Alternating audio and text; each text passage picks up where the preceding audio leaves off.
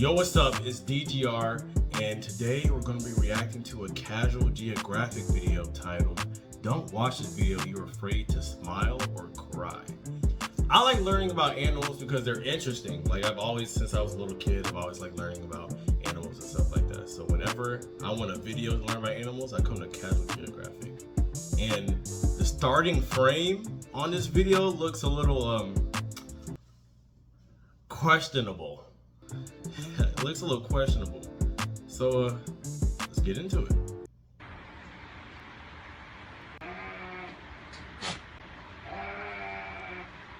Ew.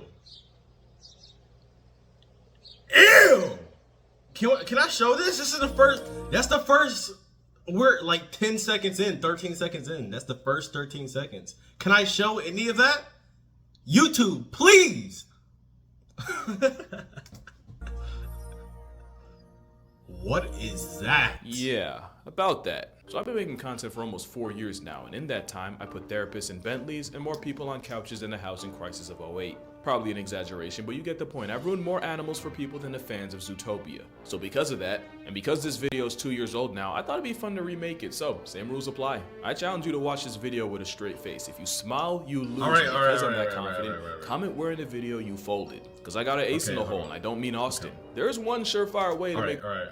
I'm gonna try. The terminally online smile. Good, she's in couch position. Look. Test your mom.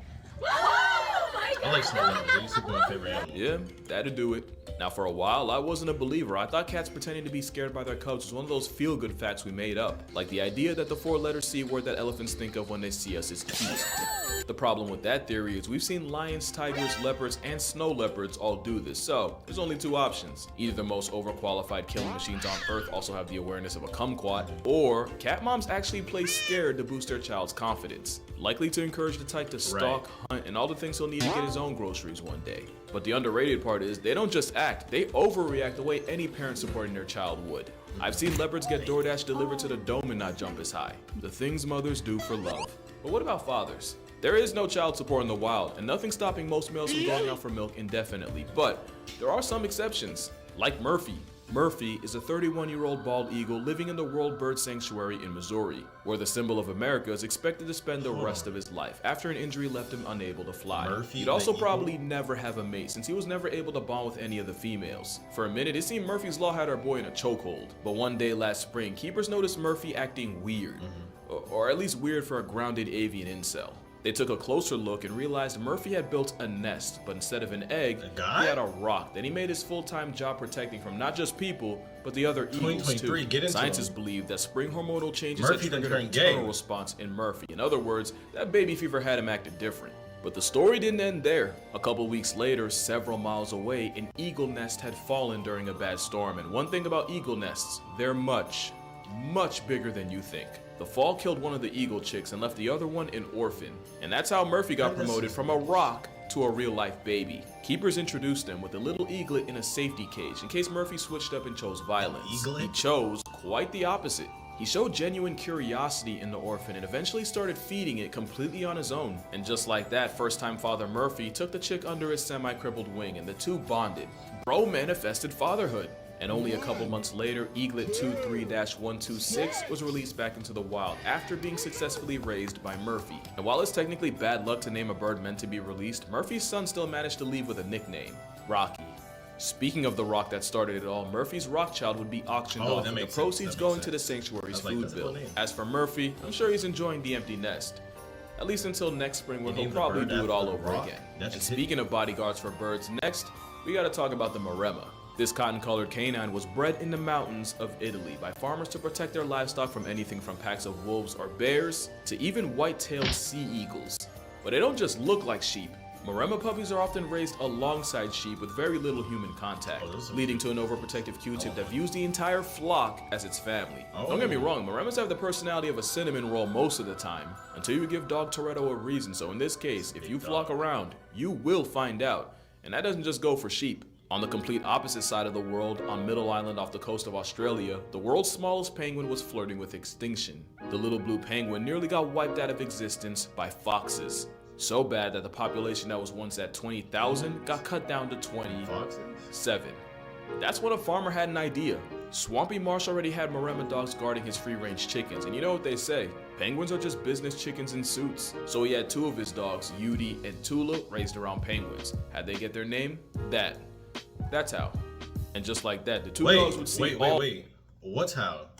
business chickens in suits. So he had two of his dogs, Yudi and Tula, raised around penguins. How'd they get their name? That's how. Yudi Petulia? That's their genus? The Yudi Petulia. They just be making up names. E minor? Okay. And just like that, the two dogs would see all penguins as their own, and as you can guess, they defended them like it. The Maremmas didn't even have to put foxes on shirts, just having their scent around was enough to make a fox readjust its grocery list. And it wasn't long until the pint-sized penguin population made a comeback. The two dogs that pioneered this have since retired, but to this day, you'll still see Maremmas running protection for the little blue penguins of Middle Island. We really don't deserve dogs. Even in one of the darkest days in American history, you'll find at least one dog trying to make it better. Right. You don't need a history lesson to grasp just how horrific the 9/11 attacks were. It was rough on everybody, including the rescue dogs. But you ever wonder what happened to the four-legged heroes of Ground Zero? I didn't even know there were This dogs. is Brittany. She's a golden retriever with a name that would give autocorrect an aneurysm. She was also the last surviving rescue dog from 9/11. Ground Zero was actually her first ever job with owner and trainer Denise Carlos, where they spent 10 days at the disaster site. Brittany would also go on to help with searches after Hurricane Katrina and her equally evil twin sister Rita. Brittany would retire at the old age of 9, but wouldn't retire for making a difference. I wonder how Just this old time that in is, schools. like in dog years. Like, I wonder how old 9 is. I gotta look that up, because I thought dog years go up like by 7s. Like 1 year for a dog is like 7 in human years, but apparently that's not true. It's different for each dog. So I wonder how old 9 years is. He said old. So she'd probably like, I'm gonna guess like 76 or something like that, probably. She would go on to work in elementary schools as a reading dog. She was basically emotional support for first graders or special needs children struggling with reading, and with Brittany on the clock, those same children actually performed better. But like honestly, most good things in the world, Brittany was unfortunately taken from us in 2016. Right there, that's fire. But not before getting a hero send-off from firefighters and rescue workers on her way to the animal hospital where she was retired from life. Wow. Brittany retired from helping people, but the next animal needed people to help her retire. What if I told you that instead Oh of my, setting up a Google, move! you can just click a button in the script and get the same. What is that? Is he autistic? What what's So this bear went viral because, let's be honest, if you've worked more than a minute or gone to college at some point, you've been this bear. But her backstory was less relatable and a whole lot less wholesome. This is Chada, and for the first 14 years of her life, she was part of the Ukrainian circus, where she was exploited, tortured, and treated as a prop. Things didn't get much better when she was bought out of the circus because her new home would be a small rusted cage above a garage. That would be cruel for a bulldog, let alone a whole bear. The abuse left her virtually blind and even cost her most of her teeth. Worst of all, Chada is a Himalayan brown bear, an endangered species with only hundreds left in circulation. So long story short, it was all bad for Chada. At least until 2019, when the beaten down bear was rescued and taken to the White Rock Sanctuary in Ukraine. So if she looks like the wrong side of the weekend, it's because she just woke up from a 20-year nightmare. Ew. That might actually be the first time she's ever touched grass in her 25 laps around the sun. But what does a bear that spent 5 presidential terms in a box even do for fun? Well, if you ever see her, she's probably playing in her pool, or making friends with a stick. As one does. Or she's channeling her inner old head and yelling at the bears and wolves for making too much noise. And even though she's 25 and allegedly too old for DiCaprio, Chada's even been seen spitting game, kissing one of the other males in the sanctuary through a fence. A whole girl still got it, and I'd 100% commit a census subtraction for Chada. But I would commit crimes against humanity and an affront to the Lord for our next animal. Question, totally unrelated by the way, but you ever wonder what animal was the first time we've ever seen a dwarf in nature? Well, you're looking at him. This isn't editing, this isn't Photoshop. This is an elephant just over 5 feet tall. I don't think y'all are really hearing me. I can look this elephant in the eye! Got a little out of character there, but yeah, not only did biologists in Sri Lanka find this DeVito-built elephant, they really found mans trying to square up with another male. Not to mention the steed of Tyrion Lannister was actually the aggressor. Little guy wanted every ounce of the smoke. Turns out being built like an aggressive footstool makes it really awkward to fight you. And I like to think all the elephants treated him no differently, because even elephants understand sometimes shit happens. My only question is, with dating, right? You think you can reach? I feel like it would take creativity to Kama Sutra and a Pilates class for a female to make it work. I don't know where he is or what he's doing, but if I ever see bro in a Kevin Hart movie, then I can sleep well knowing he's found his purpose. But if there's one animal that needs a movie, it's one that got violated in one of the biggest box office come-ups of all time. I love Lion King, and Simba's revenge arc altered my brain chemistry for the better. But they'll forever catch smoke for having all the homies hating hyenas. Right. In real life, lions steal from the Lion laugh Gang track of forever. the savannah more than vice versa. And sometimes lions that take up. more than just lunch. Generational beef is so on-site that lions will go out of their way to blow a hyena's back out and retire Please both show it. I of their wanna back see it. legs. They don't even kill them, they just nerf their quality of life and let time do the rest. And that's exactly what happened here, where this hyena was filmed after a lion left him operating on less than 50%. So they just catch them and break their spines and wait for them to die? That's low-key like gangster. Like they're like, why are you coming to my place? Why are you coming to my pride? I'm about to break your spine. And they break your spine and wait for them to die. That's low-key gangster. Respect, lions. Respect. You got my respect for that. But apparently last Sunday wasn't the first time a lion couldn't kill a 49er, because that same hyena was found almost a year later, still paralyzed, but still very much alive. Now I couldn't really find a lot of info on him, so that's all we really know. Or at least it would be, if I didn't reach out to the guy that took the video. This is He's doing his Kathan Moore. research. He's a wildlife photographer who was kind enough to give me the full story, or at least from what he saw. So here's the full timeline of the hyena that ghosted death, straight from the source. He first saw the handicapped hyena January 8th, 2022 in Kruger National Park in South Africa. He was impressed, but also bittersweet since there was no way he would survive the African bush with a broken back. Right. Except Moore would see the same hyena again in April. Same disability, but otherwise still Been in healthy. the gym. But the real plot twist wasn't until he saw him Got around the best other of advice, hyenas. Kathan watched as the two-wheel drive ran over to a kill and started shoving hyenas out of the way, even snapping at one from behind. The disabled hyena was still bullying other hyenas in the clan and earning his pound of flesh, and Kathan even believes that he was one of the higher-ranking members. Wow. Kathan would see this middle finger to the Grim Reaper throughout the months before finding him for the last time don't- on the you last don't day care. of 2022. Almost a full calendar year It's after right in seeing front him of a for the lion. first time. According to Do Moore, something. he sat with the hyena all day, almost as if he knew. Now, Kathan hasn't seen him since, and while there is a good chance his time finally ran out, Moore also believes that he could have just moved on to another area with his clan. But even the worst case scenario means this dude survived at least a year after getting spine split by a lion. That's a W in and of itself. Yeah. Unless you're a Cool. Lions fan. It just Now, we've runs talked through. about some of the weirdest animal team-ups in nature. There's warthogs using mongoose as a spa, a guinea pig doing the same thing except with vultures, Is that and a of guinea- course, the fact that What? ravens are a step away from fully weaponizing wolves. But there's another animal duo that nobody saw coming, and this one also involves wolves. This is an Ethiopian wolf, and out of the almost 40 species of canines, they're the closest to getting completely discontinued. But Really? they That's found an what I haven't heard unlikely about. ally. This is a gelada. Whoa! It's really the hippo of monkeys, I because even didn't though their expect dental that. screams carnivore, geladas have the diet of a lawnmower. Somehow the wolves figured out that their chances of a successful hunt are higher when they do it around the monkeys. In fact, their success rate went from an anemic 25% when alone, all the way to 67% when surrounded by gelada gang. And somehow the same monkeys that run from the mountains when they see a feral or domestic dog are the very definition of unbothered around the wolves. The wolves even go out of their way to make themselves look like less of a threat, switching out their normal zigzag hunting run for a slower, less intimidating stalk. It's believed the grass-fueled geladas disturb rodents and stuff and make it easier for them to get picked off by the wolves. And even though the monkeys are about prey size, in about 8 years of research, there was only one time where a wolf tried to murk a baby monkey. The wolf got dealt with violently and like a predator on a registry was never allowed near the herd again. So it might not be the Disney movie Wolves and Ravens are, but geladas and wolves might just be the most underrated duos in nature. But you won't find a better story than the tale of the BLT. The story of a lion, tiger, and bear cub all rescued from a basement in Atlanta and brought to the Noah's Ark Sanctuary. The three had bonded and were I think I've seen inseparable, this before. so they were nicknamed BLT.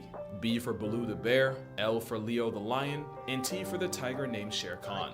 Baloo was like the chill older brother and the I like glue that of the name. group. Leo was the Jungle quiet, Book. stoic one, and Shere Khan was easily the troublemaker, but by far the most affectionate. The three were basically conjoined triplets for 15 years until Leo would pass away in 2016 to inoperable liver tumors, and Shere Khan expired in 2018. I'll drop a link to a video with the full story, but a lot of people wanted to know how Baloo was doing. So I asked them, and here's what they said. The last member of BLT is doing well and actually celebrated his 22nd birthday last July. He hasn't been introduced to other animals since Shere Khan and Leah, but considering black bears are solitary, he's probably happier that way. And best believe the star of Noah's Ark gets spoiled with fruitcakes, ice treats, and even bubble baths. They even went and renovated his old clubhouse because Baloo only deserves the best, and when he's not in there, he's enjoying life in his own pool. Low-key, bro living better than me. So how's Baloo doing?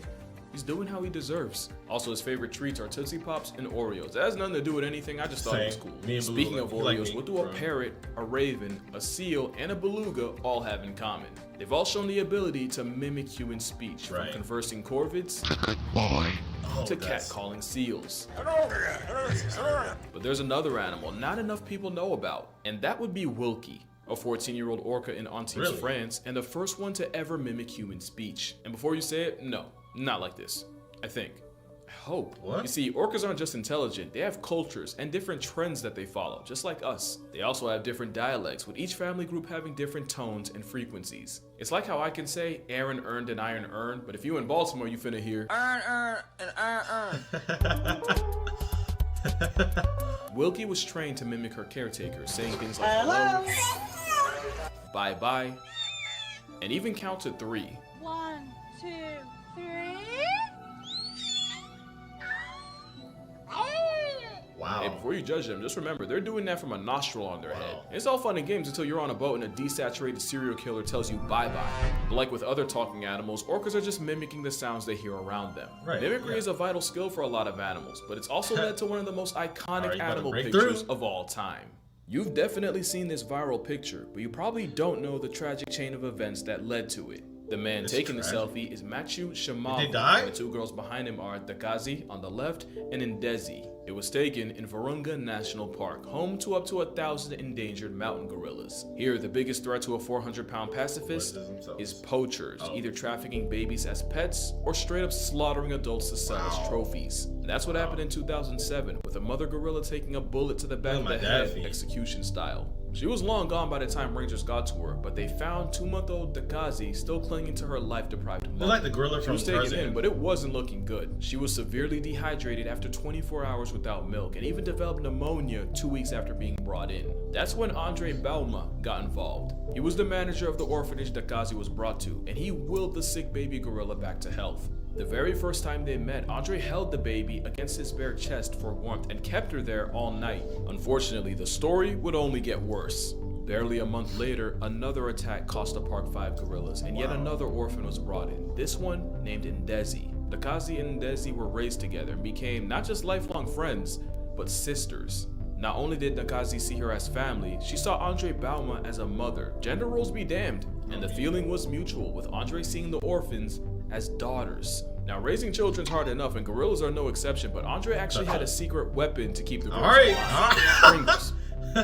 Yeah, we're not that different. Now, one thing about gorillas is that babies often learn by imitating the adults around them, and with only humans around, the sisters eventually started seeing the other rangers as role models. One day, a ranger noticed he had 2 shadows mimicking his every move, so he pulled out his phone, snapped a picture, and that's how the world got blessed with this. Now, unfortunately, in September of 2021, Dakazi would pass away at 14 after a long-standing illness, and she spent her last moments in the arms of Andre Bauma. Yeah, the same man that held her that night 14 years ago. So where are they now? Ndezi's still alive and well, actually serving as a role model for the younger gorillas in the park the same way her sister did. Mr. Bauma still out there making a difference any way he can. And Matthew, he clearly hasn't slowed down with the selfies. But that's gonna do it for this video. Drink water, hug your parents. Shout out to Lions fans. I know I rag on y'all a lot, but I low-key have respect for you guys. And if it was up to me, y'all'd be the ones in the Super Bowl. Shout out to Kathan Moore for helping me with this. Please go check him out and tell him I sent you there. And I'ma see y'all in the next one. I really enjoyed that video. I learned some new things. Every time I watch one of his videos, I learn something new. I don't remember if I didn't smile or not. I don't think he thought about it either. So I think I'm off the hook. But thank you guys for watching my video. Please stay tuned for the next one. I'm gonna try and pop them out like this. And please, in the comments, give me some ideas of what you want me to react to. I got a couple videos in mind. Just a couple though. I got a couple videos in mind. But after that, I'm gonna need y'all's help a little bit. Let me know what y'all would like to react to. And I'll see y'all in the next video. Peace.